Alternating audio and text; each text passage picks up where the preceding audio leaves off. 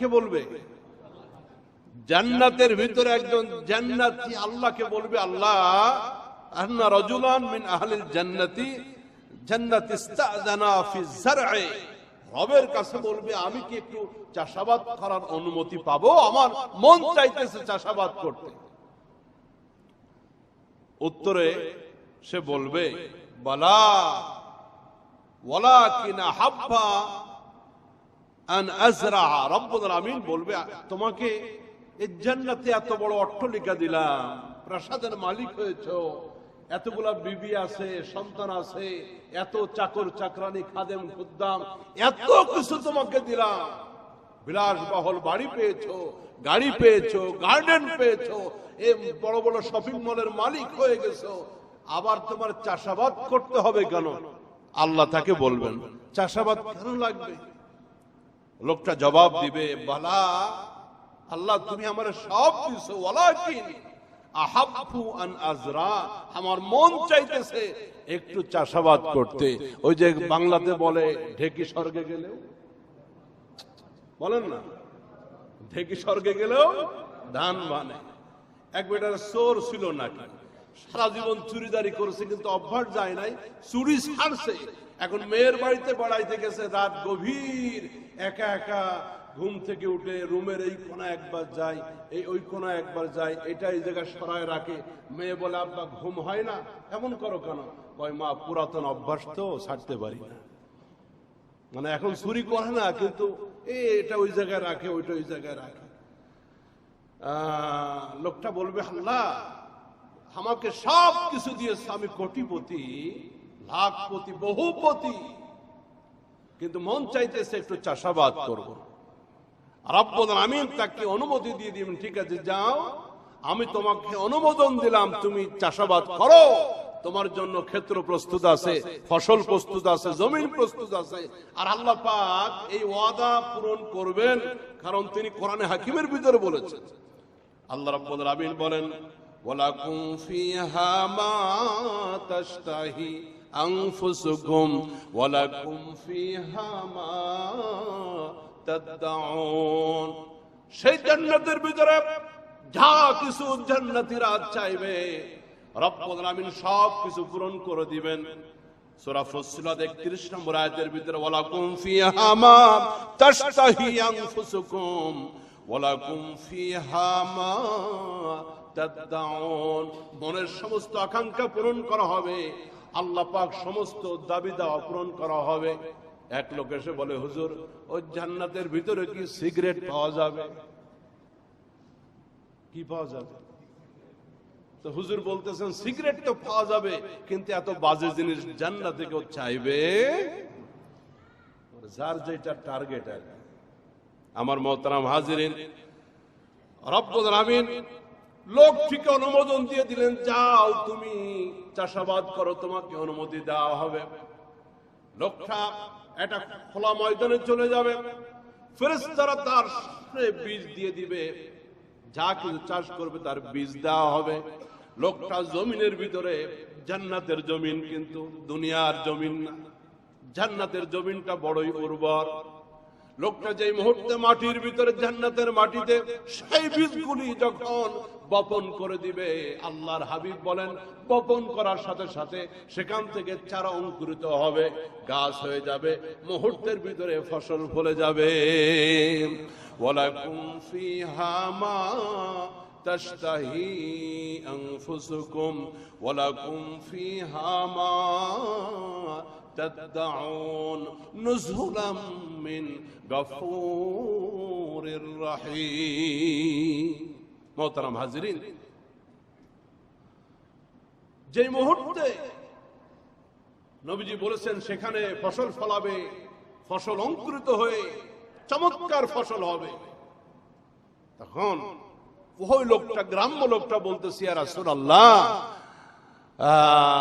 ওই জান্নাতে যে লোকটা আল্লাহর কাছে চাষাবাদের অনুমতি চাবে, ওই লোকটা মনে হয় মুহাজি, ওই লোকটা মনে হয় আনসার হবে। আনসার বলা হয় যারা মদিনার বাসিন্দা, মদিনার মানুষগুলি চাষাবাদ করত, ফসল ফলাইতো। ওই গ্রাম্য লোকটা বলতেছে, ইয়া রাসূলুল্লাহ, যেই লোকটা আল্লাহর কাছে ফসল ফলানোর বা চাষাবাদের অনুমতি চাইবে, ওই লোকটা মনে হয় মদিনার আনসার কেউ হবে। নবীজি মুস্কি হাসতেছেন, মুস্কি হাসতেছেন, নবীজির একটু দাঁত দেখা যাচ্ছে, মানে হাসিটা এমন পর্যায়ে চলে গেছে, সাহাবী বলে লোকটা আনসার হবে মনে হয়, কারণ তারা চাষাবাদ করে পৃথিবীতে। ওই পৃথিবীতে আল্লাহ পাক ইচ্ছা পূরণ করবেন। এটা হয়তো কিছু লোক এমন ইচ্ছা পোষণ করবে, কিন্তু কষ্টের কোনো কাজ সেখানে থাকবে না। আর এই আসলে আসল চাষাবাদ শাইতানির রাজিম বিসমিল্লাহির রাহমানির রাহিম ইন্না আসহাবাল জান্নাতিল ইয়াওমা في شغل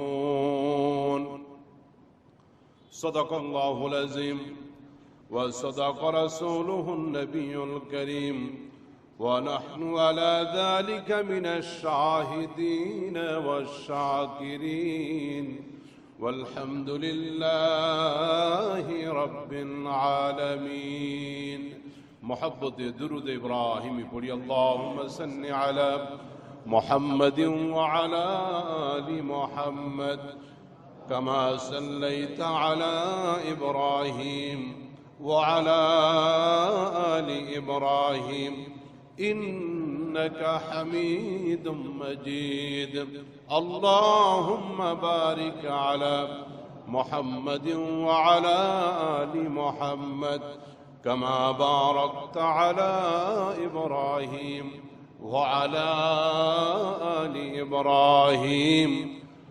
إنك حميد مجيد بلغ العلا بكماله كشف الدجى بجماله حسنت جميع خصاله صلوا عليه نہیں دو جہاں میں مثال محمد نہیں دو جہاں میں مثال محمد جمال خدا ہے کمال محمد کمال محمد محمد نہ ہوتے تو کچھ بھی نہ ہوتے ظہور دو عالم مال محمد ظہور دو عالم مال محمد بلغ العلا بکمالہ کشف الدجى بجماله حسنت جميع خصاله صلوا عليه ایک محبت ذکر کری لا الہ الا اللہ لا الہ الا اللہ لا الہ لا إله إلا الله لا إله لا إله إلا الله لا إله سبحان الله والحمد لله لا إله سبحان الله والحمد لله لا إله لا إله إلا الله محمد رسول الله صلى الله عليه وسلم পবিত্র কোরআন হাকিম থেকে অত্যন্ত প্রসিদ্ধ সূরা সূরা ইয়াসিনের ৫৫ নম্বর আয়াত আমি আপনাদের মাঝে তেলাওয়াত করেছি। ক্ষণস্থায়ী পৃথিবী একদিন ছেড়ে চলে যেতেই হবে। অর্থাৎ এই পৃথিবী আমাদের আসল ঠিকানা নয়, এটা আমাদের পার্মানেন্ট অ্যাড্রেস নয়। কবর আমাদের আসল ঠিকানা নয়, ওটা অস্থায়ী। এই পৃথিবীতে আমরা মাতৃগর্ভে ছিলাম 10 মাস কম বেশি।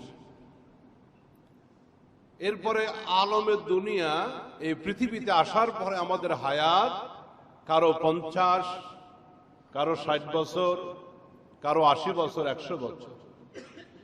এবার বলেন তো, মাতৃগর্ভের মাত্র 10 মাস, এই পৃথিবীতে 70 বছর।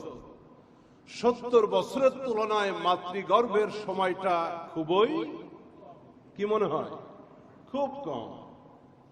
মানে কোনো গণাই ধরবে না যে মায়ের পেটে এই অল্প টাইম ছিলাম, আর এই পৃথিবীতে 70-80 বছর। আচ্ছা, এবার বলেন, এই পৃথিবী থেকে যখন আমরা আলমে বারজাখ, কবর জগতে চলে যাব, সেই জগতে থাকতে হবে কত বছর? একটু হিসাব কিতাব আছে?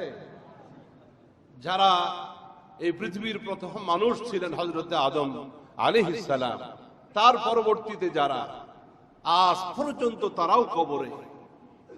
আমরাও যখন দুনিয়া থেকে বিদায় নিয়ে চলে যাব, সেই কবে হযরত ইসরাফিল আলাইহিস সালাম রবের নির্দেশে তিনি বাজাবেন তার বাঁশিটা, তার বিয়োগাল অপেক্ষা করতে করতে আরো কত হাজার বছর যাবে, তাও আমাদের কাছে জানা নাই। তাহলে এই পৃথিবীর 70 বছরের তুলনায় মাতৃগর্ভের 10 মাস খুবই সামান্য। কবর জগতের লম্বা সময় মাটির ঘরে থাকা, সেই তুলনায় পৃথিবীর 70 বছর খুবই সামান্য। আসেন তো হাসরের ময়দানের দিকে যাই। হাসরের ময়দান, যার একটি দিন হবে এই পৃথিবীর 50,000 বছরের সমান। আল্লাহু আকবার। একটা দিন, কিয়ামতের মাঠ, একটা দিন এই পৃথিবীর 50,000 বছরের সমান। একটি দিন কয়দিন থাকতে হবে আল্লাহ ভালো জানে। সেই ময়দানে মাহশার, কিয়ামতের ময়দানের তুলনায় হয়তোবা কবরের জগৎটাও খুবই নগণ্য। মাতৃগর্ভেও চিরদিন থাকলাম না, পৃথিবীতেও চিরদিন থাকতে পারবো না, কবর জগতেও চিরদিন থাকবো না, কিয়ামতের ময়দানেও সব চিরদিন সবাই থাকবে না। একটা ঠিকানা চিরস্থায়ী হবে, সেটা এবার তো সহজ। সেটা কি? রব্বে করিম বলেন, এই পৃথিবীতে চিরদিন তোমার থাকার জায়গা নয়, কবর জগৎ চিরদিন থাকার জায়গা নয়, হাসরের ময়দানেও চিরদিন থাকবে না। ফয়সালা হয়ে যাবে, কেউ জান্নাতি কেউ জাহান্নামী।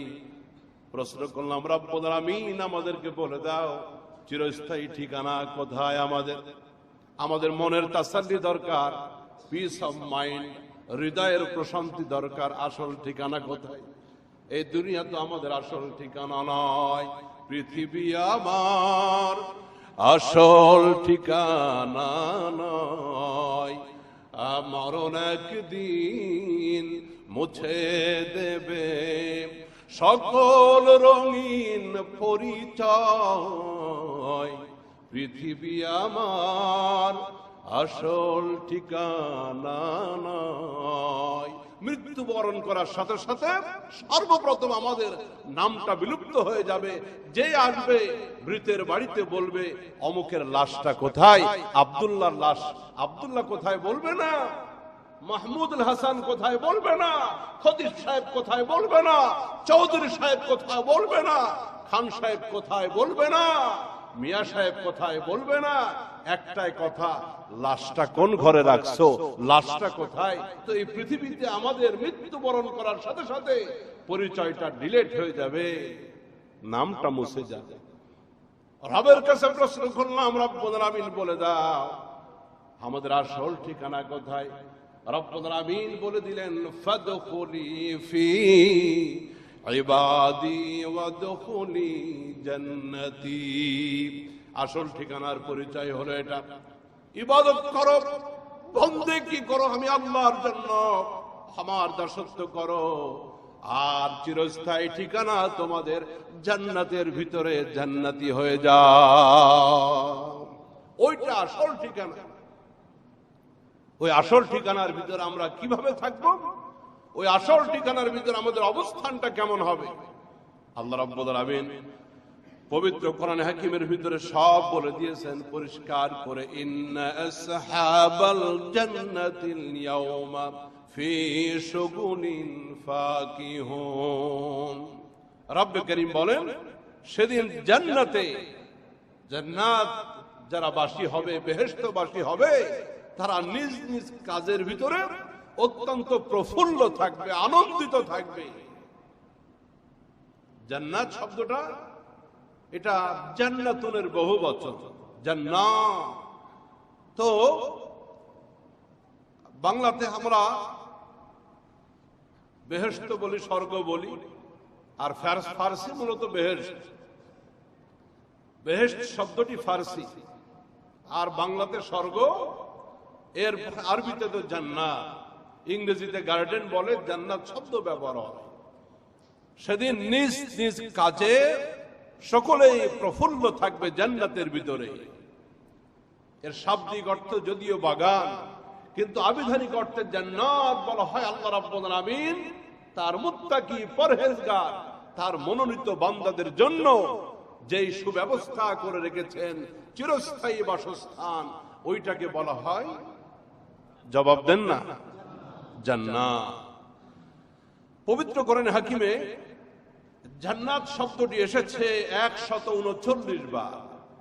পবিত্র কোরআনে হাকিমের ভিতরে টোটাল জান্নাত শব্দটি 139 বার আল্লাহ পাক এনেছেন।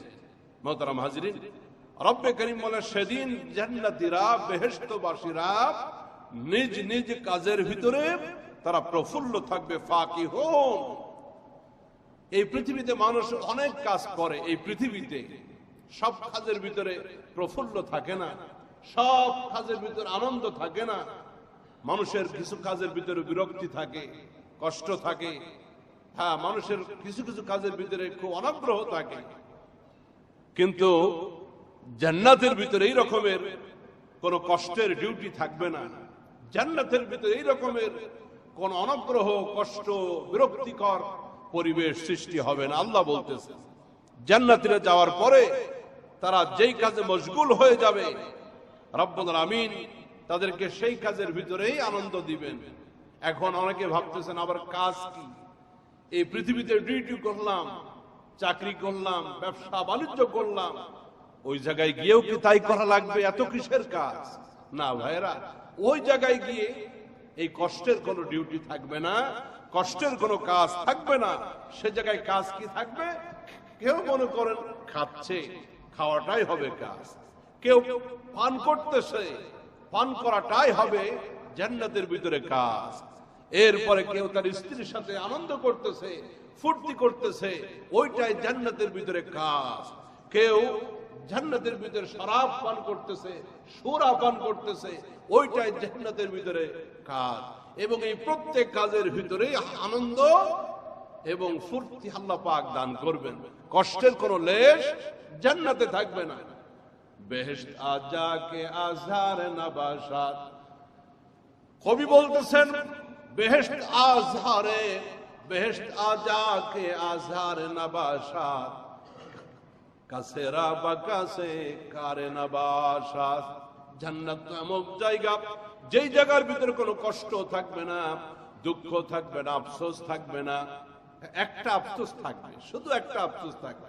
হাদিসের ভিতরে আল্লাহ রাসূল বলেন, জান্নাতীদের কোনো আফসোস থাকবে না, ইল্লা, শুধুমাত্র এক আফসোস থাকবে। প্রত্যেক জান্নাতী রবের কাছে বলবে, আল্লাহ আবার আমাদেরকে জান্নাতে পাঠায়া দাও, ওই পৃথিবীতে আবার আমাদেরকে দুনিয়ায় পাঠায়া দাও। এই দুনিয়াতে থাকা অবস্থায় যে সময়টুকু আমরা অপচয় করেছিলাম, জিকির আমরা করি নাই, মুখ বন্ধ করে রেখেছিলাম, অথবা মুখটা চালু ছিল গীবত শিকায়েতের ভিতর দিয়া, মানুষের পরচর্চা, পরনিন্দার ভিতর দিয়া আমরা দুনিয়ার জীবনটা বড় বেহুদা পার করেছি। রব্বুল আলামিন আমাদের কোনো আফসোস নাই, কিন্তু একটা মাত্র আফসোস, আবার আমাদেরকে দুনিয়ায় পাঠায়া দাও, আবার আমরা বেশি বেশি তোমার জিকির করবো, আমলনামা ভারী করব। এই জন্য এই পৃথিবীতে একটা মুহূর্তের সময় বাজে কাজে নষ্ট করব না। এটার জন্য জান্নাতীরা জান্নাতে আফসোস করবে। সময়টা নষ্ট যারা আমরা করতেছি, আফসোস হবে জান্নাতে গিয়ে। জান্নাতে যাবো তো ইনশাআল্লাহ, ইনশাআল্লাহ অবশ্যই জান্নাতে যাব দেখেই তো আগে আগে আল্লাহর ঘরে হাজিরা দিয়েছি। জান্নাতে যাব দেখে বলেই তো পৃথিবীর কোন রং তামাশা থেকে নিজেদেরকে মুক্ত করেছি। জান্নাতে যাব দেখেই তো রবের সন্তুষ্টি আদায়ের লক্ষ্যে কোরবানি পেশ করেছি। এই জন্য মহতারাম হাজিরিন, আফসোস থাকবে শুধু এই পৃথিবীর অবসর সময়টা গাফলতির সাথে নষ্ট করা, এটা আফসোস থাকবে। তো রব্বুল আমিন বলেন, সেদিন যে যে কাজে লিপ্ত থাকবে জান্নাতে সকলে উৎফুল্ল থাকবে, প্রফুল্ল থাকবে। এই পৃথিবীর শপিং মলে গেলে টাকা কম থাকলে পকেটে, আর স্ত্রী যদি পাশে থাকে মনটা ভালো থাকে না। কোন কোন শপিং মলে জামাই বউ ঝগড়াও শুরু করে দেয়। গত ঈদে দেখলাম মিডিয়াগুলো প্রকাশ করেছে যে পছন্দের কাপড় না কিনে দেওয়ার কারণে ওই বহরা মজলিসে দোকানের ভিতরে স্ত্রী জুতা দিয়ে তার স্বামীকে আঘাত করেছে। এই পৃথিবীতে নানান ঘটনা ঘটে আর্থিক সংকটের কারণে। কারো বা আর্থিক সংকট নয়, মন সংকট, মনের ভিতরে সংকীর্ণতা।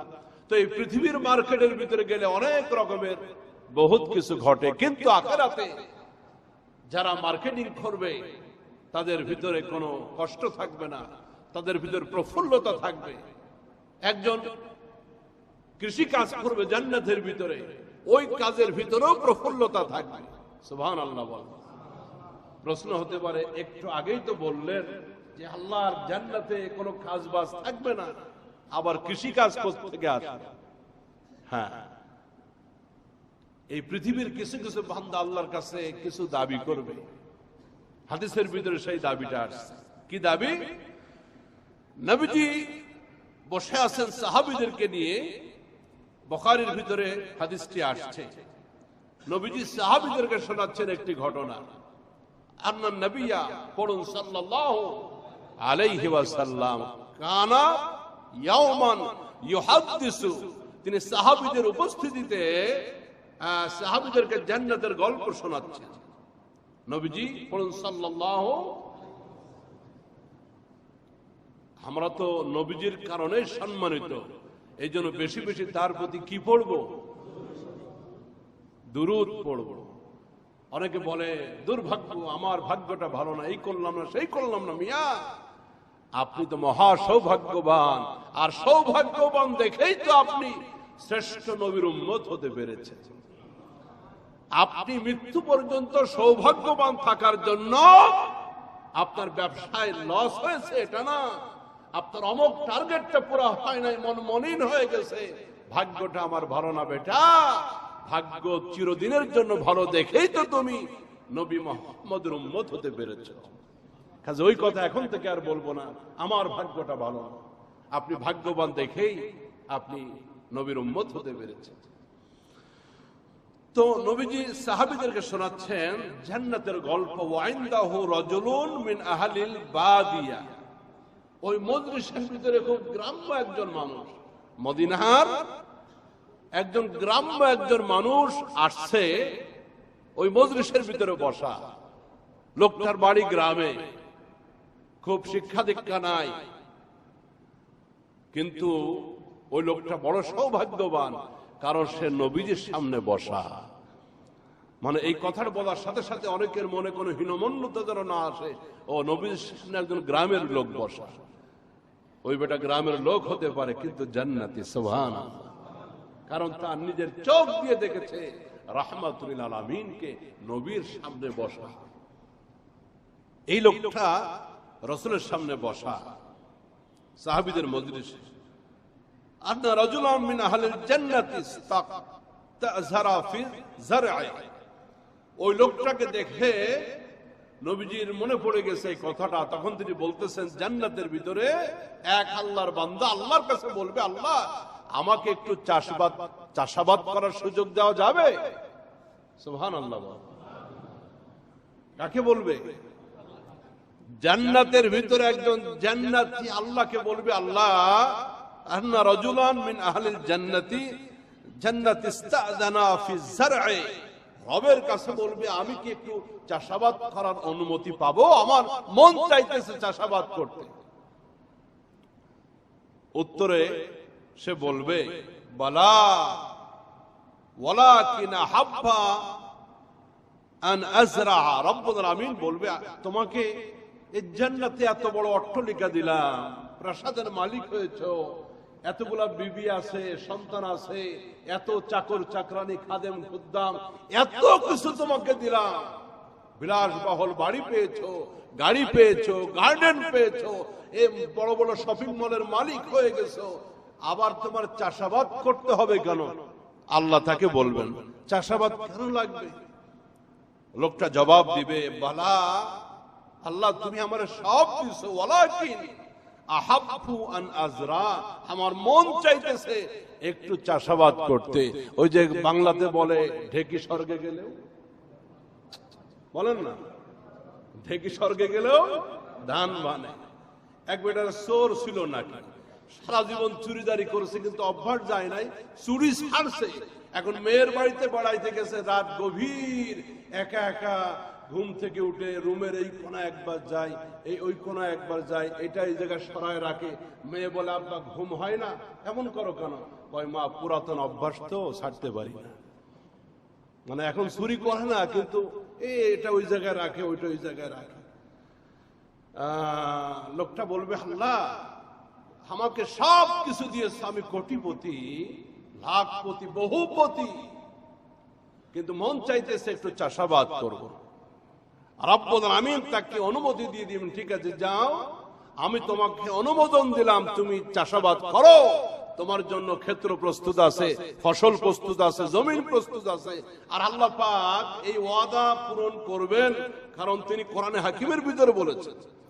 আল্লাহ রাব্বুল আমিন বলেন, ওয়ালাকুম ফিহা মা তাশতাহি আনফুসুকুম ওয়ালাকুম ফিহা মা তাদউন।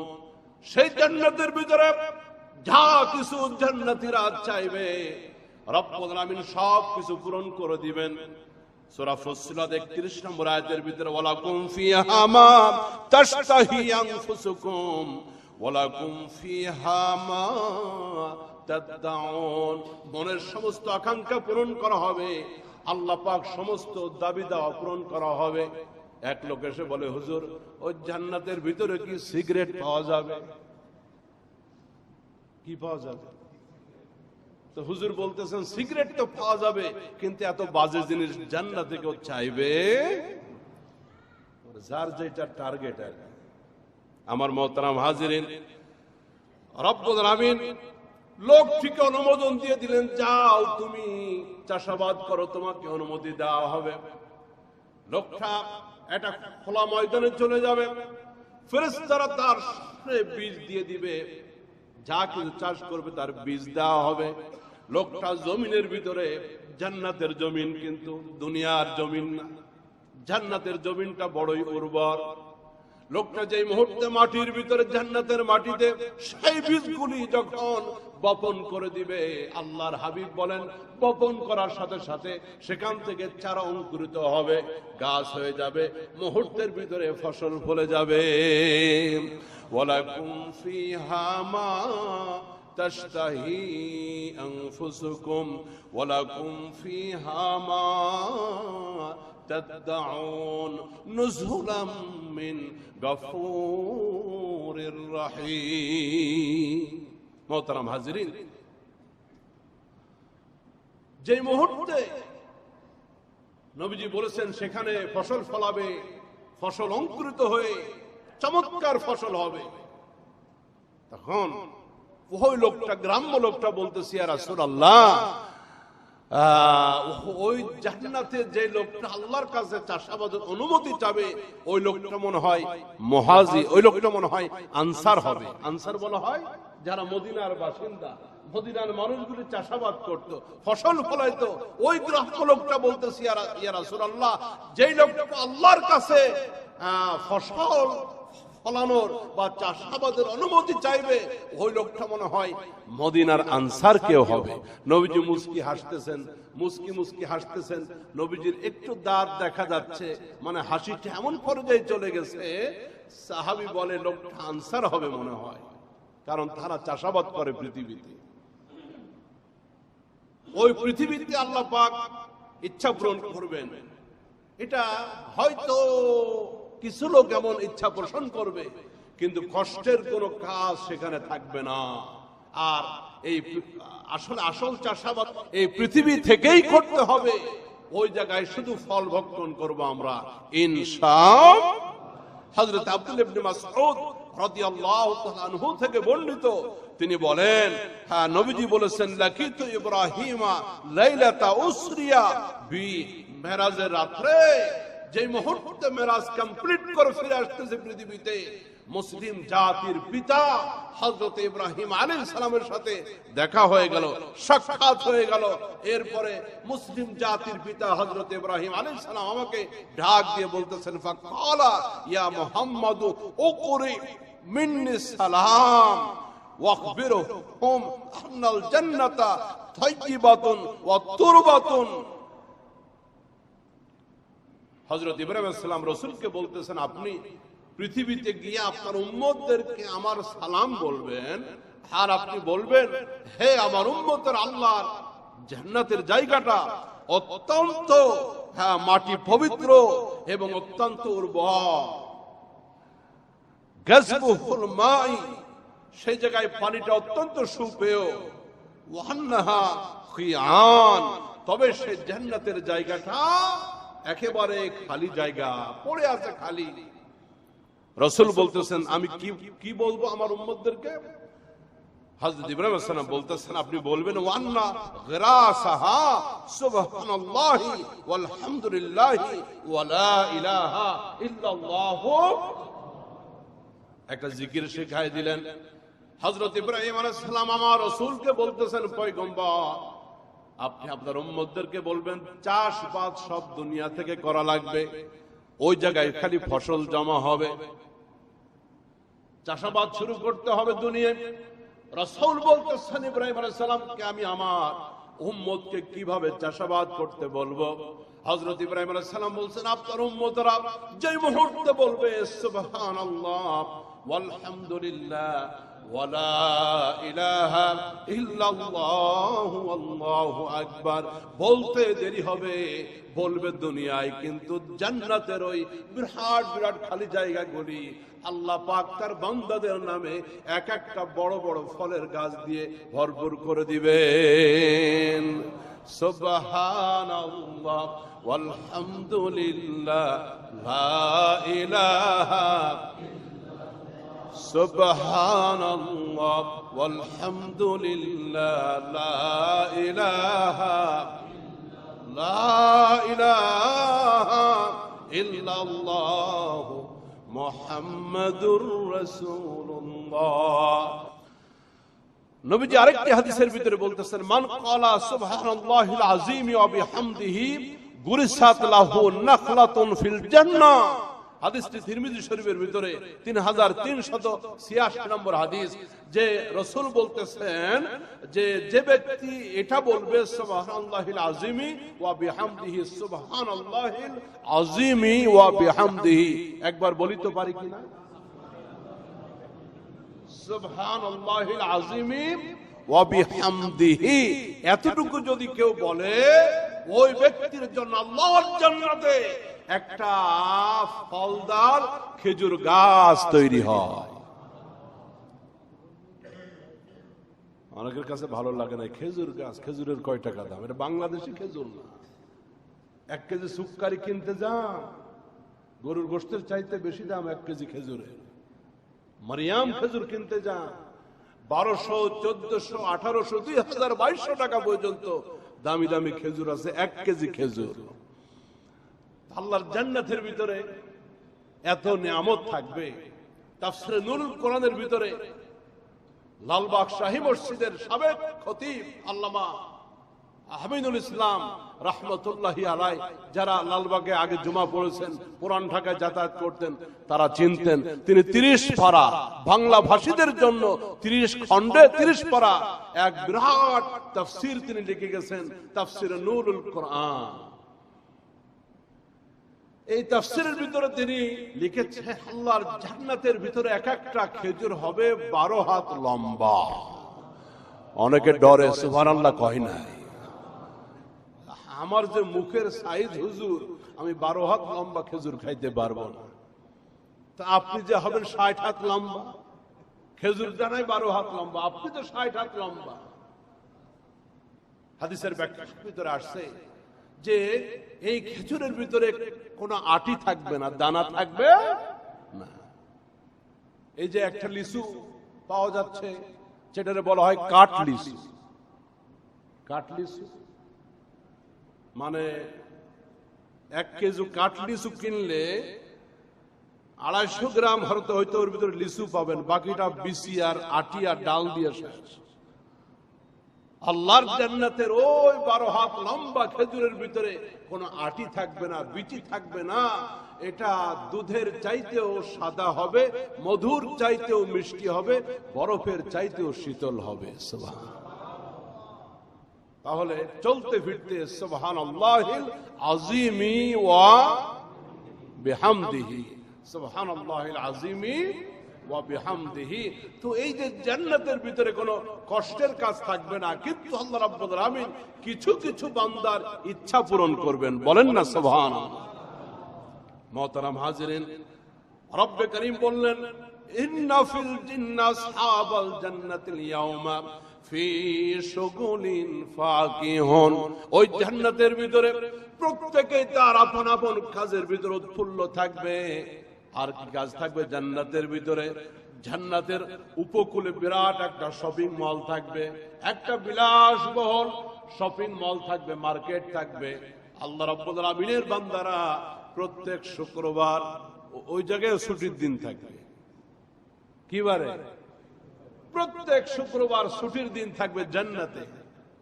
ওই শুক্রবার তারা এক জায়গায় মিলিত হবে। আল্লাহ রাব্বুল আলামিনের নবী হাদিসের ভিতরে আমাদেরকে বলেছেন কেমন হবে সেই মার্কেটটা, কেমন হবে সেই বাগানটা, কেমন হবে সেই শপিং মলটা। মাছের দুর্গন্ধ থাকবে না। মাছ বাজারে বা ওই খাসির গোশত, গরুর গোশত যে রোডে বিক্রি হয়, আমাদের গিয়ে দেখেন কি মজা ওই জায়গায়।